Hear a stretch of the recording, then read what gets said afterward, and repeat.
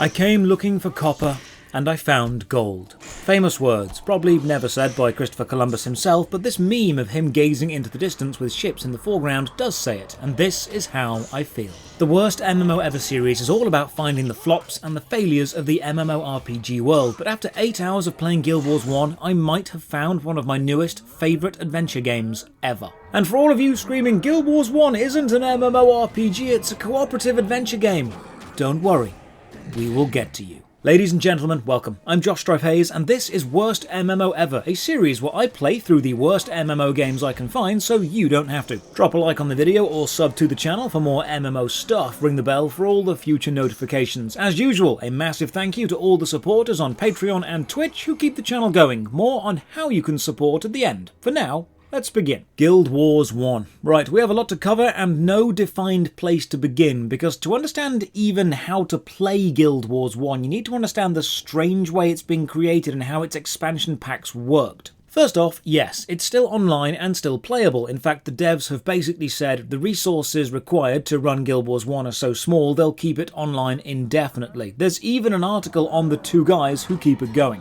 It is, however, a paid game, but the whole appeal of Guild Wars 1, it was a buy once, play forever game, no monthly sub. It's even on Steam, but buying the whole thing gets kinda confusing, so let's break it down. The main game of Guild Wars 1 is made up of 3 chapters. Prophecies, which many assume is the core game because it was the first to release, then Factions, then Nightfall. There is narrative timeline flow from 1 to 3, but you can play them all in an interesting way. You can start a character on Prophecies, then play through it, then start a new character on Factions and play through that, then start a new character on Nightfall and play through that, and you're encouraged to do this because there are new classes in Factions and Nightfall. And if you start fresh in each chapter, you're able to play through that chapter's tutorial area and experience the whole story. But if you want to finish Prophecies and then use your old character to play through Factions or Nightfall, you can. You'll just be starting at a higher level and skip the tutorial sections of those chapters. Basically, if you and a friend both want to play through just Nightfall without completing Prophecies or Factions, you can just start at Nightfall, that's fine. And then, when you've got a higher level character on at least one of the chapters, you can move into the actual expansion Eye of the North, which is a load of content specifically designed for higher level characters. For this video, I'm going to start and play through the beginning of Prophecies, because I want to experience the actual start of the game as it was all those years ago. First up, character creation. I'm going with a Necromancer, because I'm hoping I get to raise an army of undead minions and siphon health away from enemies. Amazingly, the name Strife isn't taken, and I can have a name with spaces finally. And we open into a cutscene. Cue the wave of nostalgia that's about to wash over all the Guild Wars 1's fans watching right now. The last day dawns on the kingdom of Ascalon. It arrives with no fanfare, no tolling of alarms. Those who will remember will speak fondly of the warm morning breeze.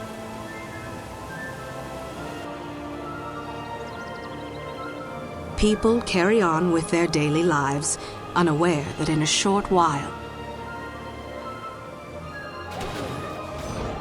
everything they have ever known will come to an end.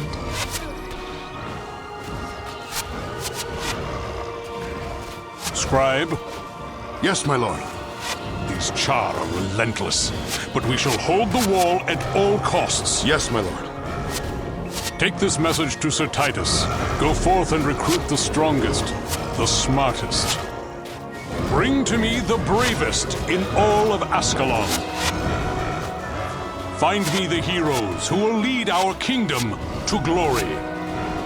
So the charr, that's those beastmen, are attacking and we need to go and make them stop. The game starts, WASD and left click movement. Spacebar does not jump, because Guild Wars 1 has no Z axis. There is no jumping in this game. All the maps are essentially a flat plane, and this does take some serious getting used to coming from the jumping puzzles of Guild Wars 2. Thankfully, rebinding keys is really easy. The interface in the game are top quality. Although we'll look at some stat screen issues later. Chat to this guard and he sends me to Tidus. Most of the game is a third-person classic RPG adventure style, but you can zoom in and play first-person if you like, although it's not recommended because, as we'll see later, combat gets very tactical very quickly. The world map is relatively basic, lacking any signifiers of connected regions or easy-to-recognise locations of map transitions. Navigation is actually one of the qualms we'll keep coming back to. It's not bad, it could just have some quality of life improvements made to it to help new players navigate easier. Quick note about the sound. The soundtrack is absolutely amazing because it's done by Jeremy Soule, the genius behind Morrowind, Skyrim, Supreme Commander, Dawn of War and Baldur's Gate Dark Alliance. This is basically the go-to guy for video game soundtracks. Head through the gate and, right, let's address the "this is not an MMORPG" argument. Guild Wars 1 is not fully open world. It doesn't even describe itself as an MMORPG. The cities and the safe zones are player hubs, and if you're in a city, you will see other people around you. When you leave into the surrounding wilderness, you'll be leaving into a specific instance that only you and your team will exist in. You won't bump into other players randomly in the wild. While in a major hub city, you can team up, and then you can go and take on whatever quest you've all got. This is the essence of the game design. Guild Wars 1 is much closer to a traditional RPG adventure game that just happens to be online. It's not an MMORPG as we would expect. It is an online experience, an adventure game with other players gathered into towns, creating smaller parties to go adventuring and exploring with. Now, you'd assume if the game was balanced around teamwork, you'd have issues once the player base begins to drop, but don't worry, they've thought of that, as we'll see later.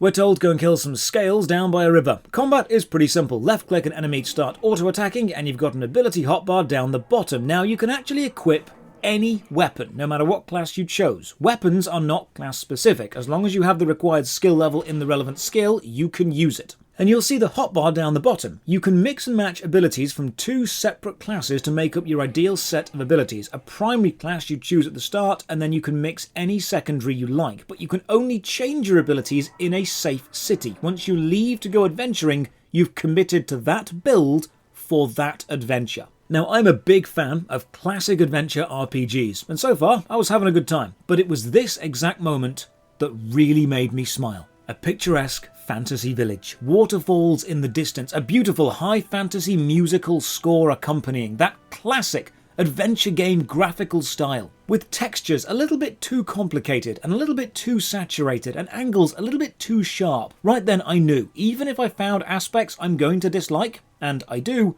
I was probably going to like the overall experience of playing Guild Wars 1. Have a chat with a priest and he sends me to deliver something. Now, you can use the world map to fast travel, but only to major hubs or cities you've already been to, which saves a lot of time and I'm fine with. Now I get told to choose a second profession, so I do what anyone would do and go to the wiki to read up on the builds, and there are so many builds in Guild Wars 1, it is ridiculous. There are literally thousands of abilities. And I'm not exaggerating, that's not hyperbole. There are, in fact, thousands of abilities. The first thing people explain to me is there is no best build, there are just complementary builds. And as a Necromancer, it would benefit me some way to have a way to refill my own mana. So I went with Mesmer, which is a rather unique class to the Guild Wars franchise, kind of a wizard who focuses on manipulation magic. In Guild Wars 2, they can create portals to make the jumping puzzles trivial. In Guild Wars 1, they can get you all your stuff back. For my first Mesmer task, I need to go and kill a bull, and on the way I check my skills out, and what are all these little symbols next to the abilities? I don't know what they are. So I find a drop-down menu which explains them, but again, this is an aspect of the age of Guild Wars 1. This was a game released on physical CD. I've even got the Nightfall expansion pack in physical copy on my shelf in the background. You can see it in the live videos. And in all of those packs, you get a manual. And while you can still download the PDFs on the website, this game comes from an era where your parents would buy you a game and you would sit in the back of the car eagerly reading it, or you would get home and install the game and sit on the toilet reading the manual as it installed. It's a game that expects you to already know stuff because it gives you the reading to teach you the stuff, so I will forgive it this for not explaining it in-game. On the way, I get attacked and I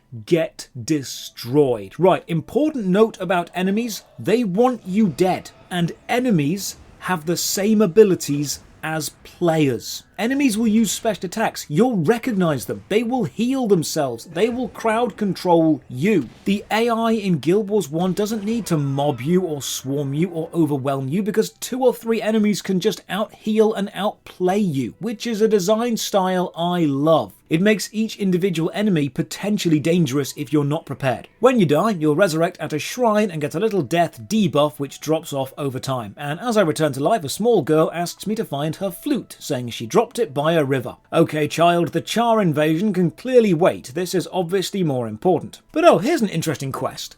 Form a party. That's the whole quest. Form a party with another player. So I decide, let's go to town and try and do this. I have a quick look at who's around, and the answer is not many people. I do see one person. I say hi, and they disappear. Wow, rude.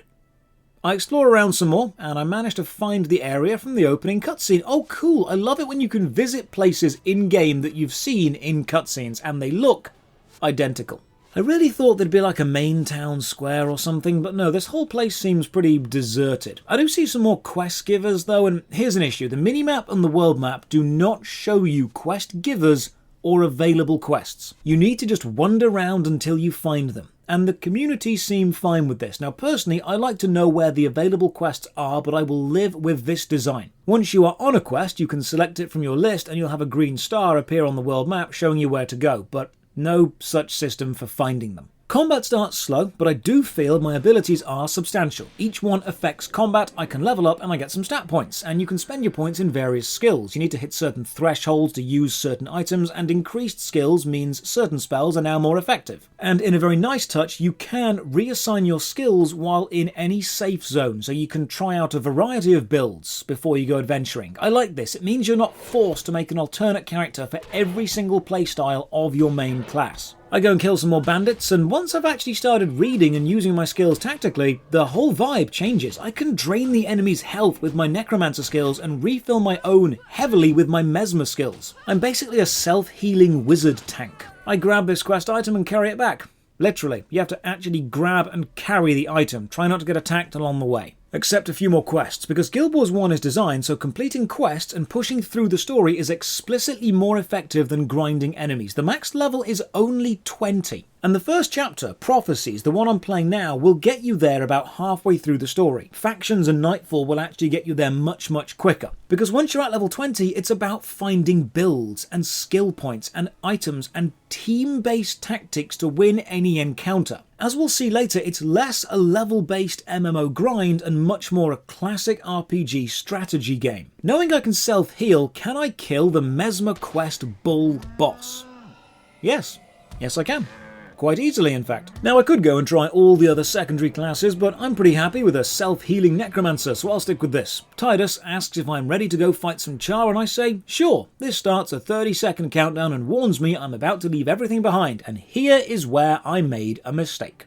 Because the area I'm in right now is known as the pre-searing, and once you leave, you cannot return. And there are things in here it's very important to get, like skills, armor, weapons, and skill points. Now, the skills and items you can pick up later in the game, it's not a problem, but remember that little girl's flute I didn't find? Completing that quest gives you an item that you need hundreds of hours later in the Eye of the North expansion. And if you don't get the secondary class skill points from here, you basically lose them. This is like a LucasArts point-and-click game. One early mistake and you pay for it later, although not quite as game-breakingly harsh. There is even an entire community built around playing Guild Wars 1 only in the pre-searing map. This is like the intro tutorial, and there's a small demographic of players who literally exist only here. But I have committed to leaving, so off we go. 30-second countdown starts, and we're thrown into the first instanced adventure map with our henchmen, and this is a brilliant system for solo players. Remember how the game is designed around having a party of players outside of towns? Well, if you can't find human players, you can just take AI-controlled henchmen, and they're actually pretty damn good. The healer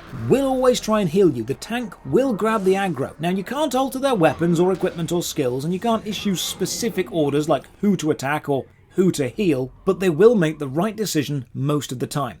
But in the Nightfall chapter and the Eye of the North expansion, the henchman system got upgraded into the hero system. Now with heroes, you actually can change their equipment and customize their skills and combat choices. You basically build your own tactical team of 7 controlled companions. Some heroes need you to follow quest lines to unlock, some need to not be in the party to unlock new quest lines, and having a team of maxed out heroes makes taking on the game's hardest challenges possible as a solo player. We need to hunt down Doomtooth, so me and my team set off. This henchman system is brilliant. It can help if you look at Guild Wars 1 as a traditional RPG adventure game, with classes and stats and levels and skills, with a storyline and side quests that just happens to also be online. It's a narrative adventure game where your friends can choose to join you on your adventure. It's less massively multiplayer and more instanced multiplayer. Guild Wars 1 describes itself as an online RPG, and honestly, the focus on narrative adventures and meaningful plot-driven quests with named characters that I can team up with other players to complete, or use henchmen if my friends are busy, over the usual MMO trope of kill X or collect X with no real relation to a greater narrative, is a really nice experience. Guild Wars 1 feels like an adventure I want to go on, not just an adventure I happen to be on. So we kill the boss, the kingdom is saved, and then... oh.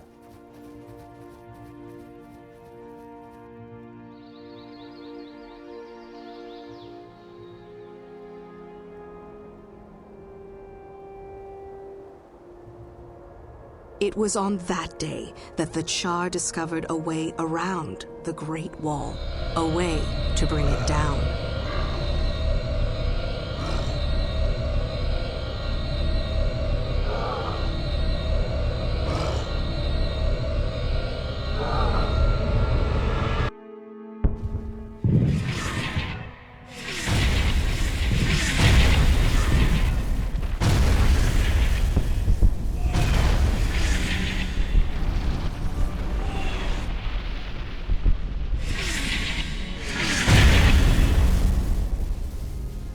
That was the Searing, the event we cannot return from. It is now 2 years later, and Ascalon is basically destroyed. The charr found a way to break the wall, and I guess we lost. There's an emissary from Kryta who's arrived, and we need to go and chat to them. Titus has been promoted in the 2 years since, and is now War Master, and he tells us, nope, don't talk with that dude, he is bad news, but we ignore him and go anyway. The game even reminds you about henchmen in the quest description. Now, if you do take henchmen, the experience you get will be split evenly between you, despite the fact they don't level up, and they will even take some of your gold drops, but it is worth it just to have the support of the team. The ambassador dude, the one everyone was saying was terrible, literally gives me a quest to deliver some supplies he bought for an orphanage in the city, meaning the dude is either super cool and everyone's got him wrong, or this is a really nefarious plot. Hand the stuff for the orphans to a lady in the city and then head back. There is a lot of walking in the early game, but the music is nice and I like looking at how the landscape has changed. And oh cool, you get a skill for completing the quest. That's one of the benefits of having a narrative-driven game. You can advance the player as they progress and regulate the amount of complexity they have access to, so you're not overwhelming new players too early.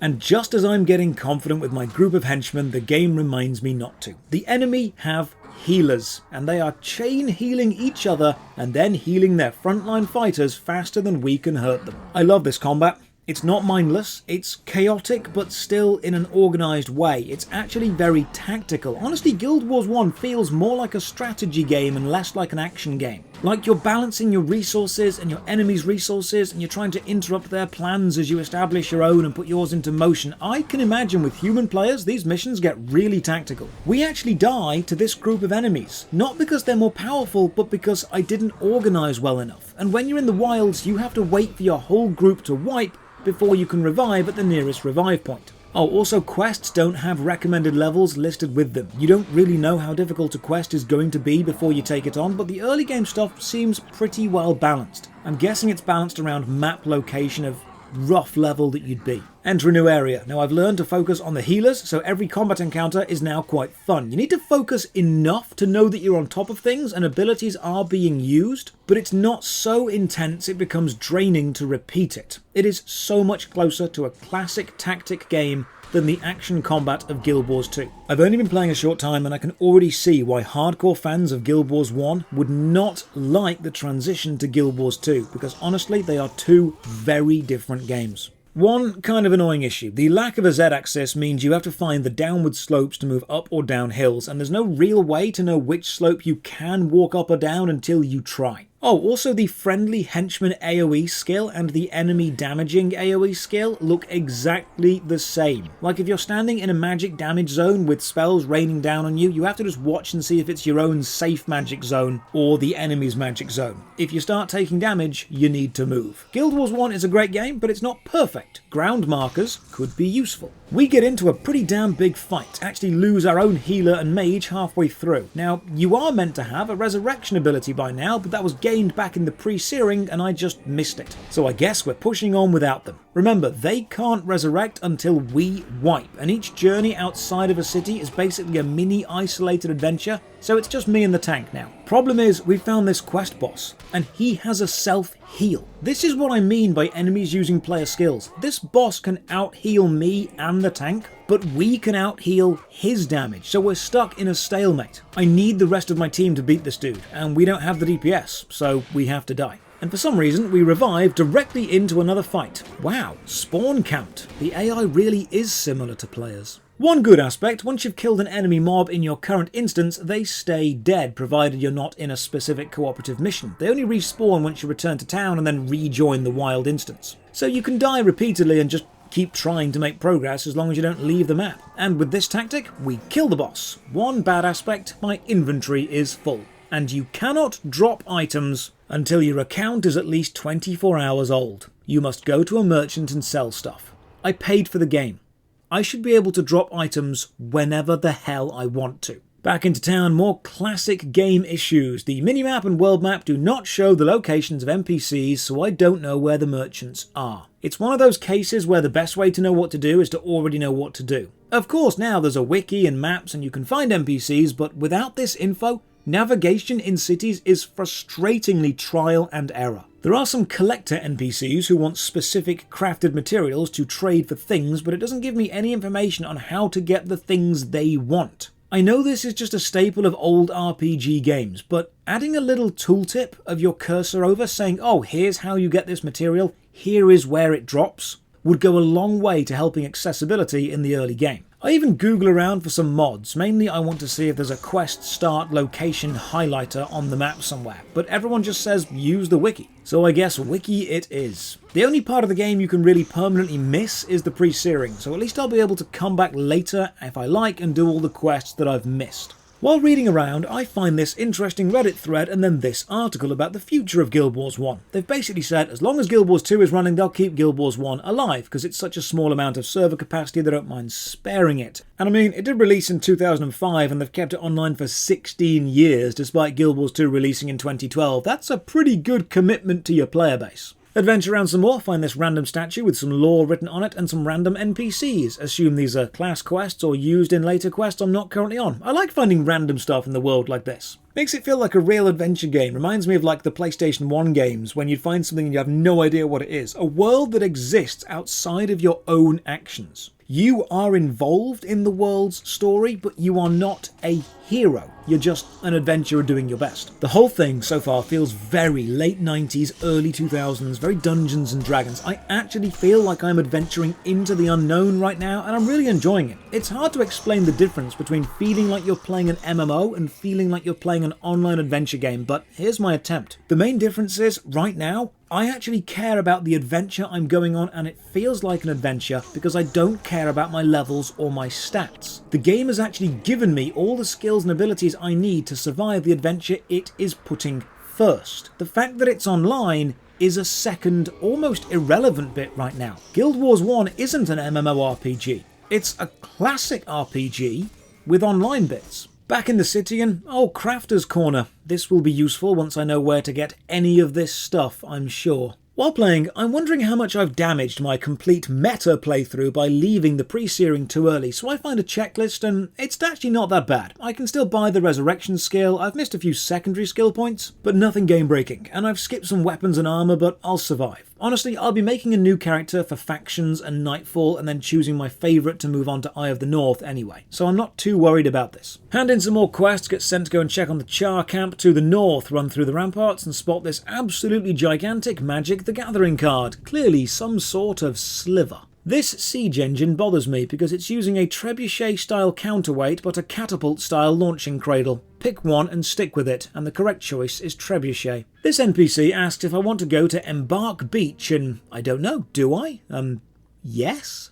So I go to Embark Beach and oh, it's actually quite busy, there's a player base. But everyone is level 20, right, I don't want to be here, do I? This is wrong. I have a chat with some players and right, this is actually quite a cool feature. Embark Beach is a gathering location where players from all of the chapters can form parties and then access whatever cooperative mission they happen to be on at the time. So it's basically a massive social hub for finding a group of players to help on whatever you need help on. I'm going to stick with using henchmen for now because taking a load of maxed out level 20s might kill the balance somewhat. We need to search for the Charr army north of the wall and oh, this is lovely. This bridge facing the ruined chapel with the sunlight behind it and some stained glass left, that's a beautiful set piece right there. Map ambience and graphical design has so far been stellar. Now we need to go north, and while the environmental design is great, the actual walkways of the map are pretty linear, so I hope I'm going the right way, but I can't really think of how it would be the wrong way because there aren't that many ways to go. I bump into some named enemies along the way, probably mini-bosses of a sort, and each one actually uses different abilities, which is nice, and this dude will not stop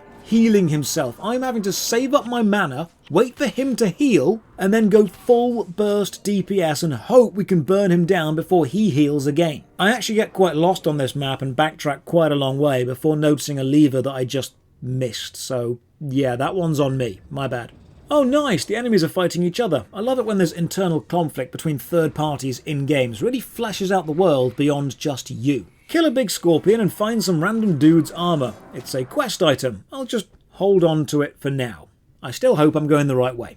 Oh, I find a ghost, and oh, he takes the armour off me. Right, it's a bonus hidden quest. Find 4 bits of armour, return it to the dude. Okay, is this just within this small map, or all over the world, or how does this work? You know what, let's just look up a map and... right, now I see how these work. Cities are multiplayer hubs. Exploring the areas around town is still instanced areas, but what I'm on now is a specific cooperative mission. It's basically a dungeon. You start, you fight through, you do the objective, you finish. The wiki even shows how many cooperative missions each chapter has, and you can play them on normal or hard mode to get different rewards. And most of them have a hidden bonus quest, so the mission map is relatively linear. It's basically an early game dungeon.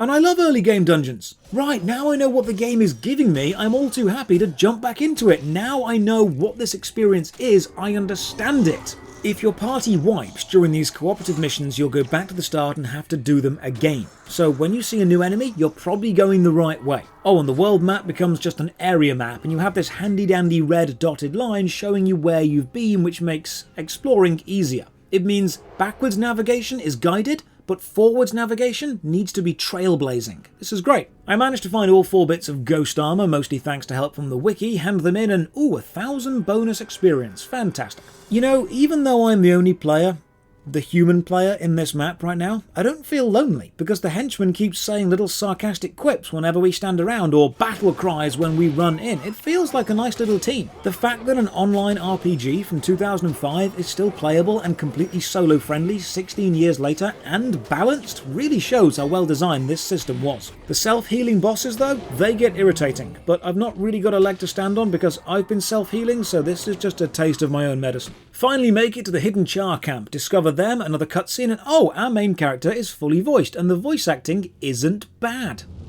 The Charr invasion force. Captain Calhan was right. They've spotted us! Back to the wall!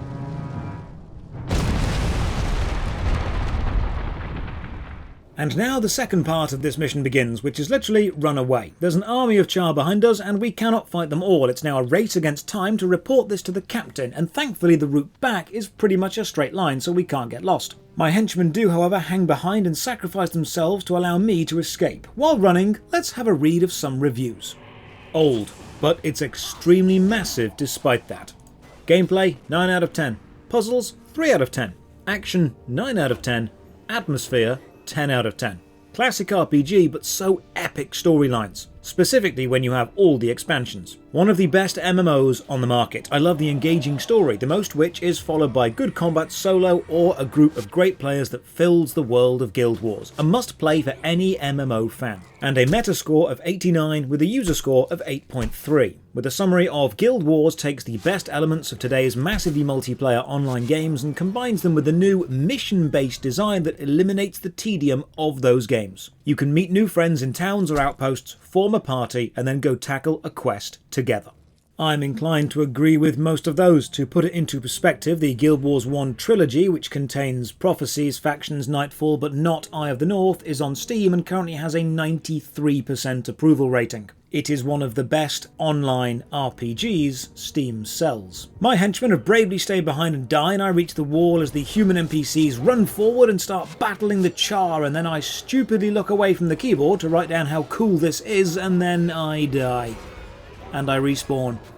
At the start of the whole mission, god damn it. Right, because we wiped, we need to go through the whole thing again, but this time I am changing my henchman squad around. I'm taking a mage for more burst DPS. Here's one aspect I really dislike and wish was done better. The information about your character is extremely fragmented. You have a total health and a total amount of mana, and your weapon does elemental type damage, and you sometimes have boosts from your armor and items and equipment and stats and skills. And finding all this information is spread throughout various screens. You need to look down to see your health. You need to hover your cursor over your weapon to see how much damage you're doing. You need to open your skills to see what your skills can do. I would like one definitive stats window with all of the important numerical values of your character listed on it. I want to be able to see at a glance, without hovering my mouse over anything, how much damage I'm doing on average, what elements I'm attacking with, how much defense I've got, how much elemental energy recharge I've got, how much hit point recharge rate I've got, and I would love a comparison tooltip whenever I hover over a new item or weapon to show me the gains or losses from equipping it compared to what I've currently got equipped. Currently, you just need to remember what you have and then compare them mentally in your own head. I know this isn't a game-breaking mechanical bug, it's just a quality of life update I would really enjoy. If there's already a screen with this info on it and I've just missed it, or there's an option to turn on Compare with Currently Equipped when you cursor over an item, please let me know. Hang on, you can equip anything, can't you? And my wand is doing 5 to 6 damage, but this sword is doing more. And I could equip a shield, and I could just use a sword and a shield as a Necromancer. A hammer. I can be a Necromancer with a hammer. I seem to have accidentally recreated Hector from Castlevania, and I am completely on board with this. Wonder if I can complete and hand in the bonus quest twice for more experience, so I checked the wiki and no, sadly you can't. Lovely 5-hour play warning from the game. Always nice to be reminded just how much time I'm sitting here wasting. Honestly, the not being able to drop things from your account under 24 hours is awful. Please remove this limitation for paid accounts. Oh, burning the boss down is a lot faster now we have a mage, and now that I know what I'm doing. Spot the charr again, play the cutscene again, run away again. This time pay attention and actually finish the quest. Fantastic. After that, I just journey around for a bit, accepting quests and following what few plot threads I've picked up. Some NPC collectors want items I've been finding in the co-op missions or the wildlands, and I've also discovered you can hold Alt to have all the NPCs display their nameplates and jobs, so finding a merchant just became a lot easier. I even find this skill seller and pick up the Resurrection skill. You can use it once on every mission and it recharges when you go back to a main city hub. Oh, I've also got the Animate Bone Horror spell, so now I can be an actual Necromancer with minions. Let's just imagine that this wasn't online. Let's imagine I just bought this as an offline adventure game. I'd still be pretty happy. There's a load of choices and builds and content. This is a decent RPG game outside of its online capabilities. Now, I've only been playing through the opening part of the Prophecies campaign. I've been playing what many consider to be the slowest, dullest part of the game. And I've still had a pretty good time. I've not even touched on the apparently legendary PvP, so I'll just take it from other far more experienced players and assume the PvP is as good as people say it is. Guild Wars 1 is a classic RPG. It's a narrative-driven fantasy adventure game with thousands of builds, and it's playable completely solo, but you can team up with other players or with your friends and go on the adventure together if you want to. You can follow the story, or you can take on co-op missions on hard mode. It's an adventure game with a defined start, middle, and end, and And while this can often be seen as a bad thing for an MMORPG, Guild Wars 1 isn't. It's an essential design element of a capable adventure game. It's not afraid to say, this is where you begin, this is how the adventure progresses, this is what you do at the end, and then that's that. But there's thousands of hours of stuff to do before you get there. If you join me on Twitch, chances are I'm still going to be playing this because I really enjoyed it. And if you've got the game, it'd be really cool to team up sometime. It's got its issues. The early game crafting isn't explained too well, the ability to permanently lock yourself away from the early game pre-searing skill points is annoying, and it's somewhat obtuse to find all of your character information at a glance. But for the majority, it seems to have aged like a fine wine. I've only seen a tiny bit of what Guild Wars 1 has to offer, and already I know I am probably going to try and finish this game. You can argue about it being an MMO or not being an MMO all day, but what it is just a really good classic adventure, which lets you bring your friends along. So to end the review, I guess that's got to be the award because it's the most direct and fair thing I can say. Guild Wars 1. It's a classic fantasy adventure, but with friends. Unless you don't have any, in which case there's henchmen. Unless you have the factions or Nightfall pack, in which case there's heroes and you can customize them more. And you can play it solo, but it's also kind of online, and you can do online stuff if you want to, but you don't have to. Out of 10. Cheers for watching. Another massive thank you to the supporters on Patreon and Twitch who keep the channel alive. You can support from only £1 a month. Check the video description for links to the Patreon, Twitch, Twitter, and our Discord. And as always, have a great day.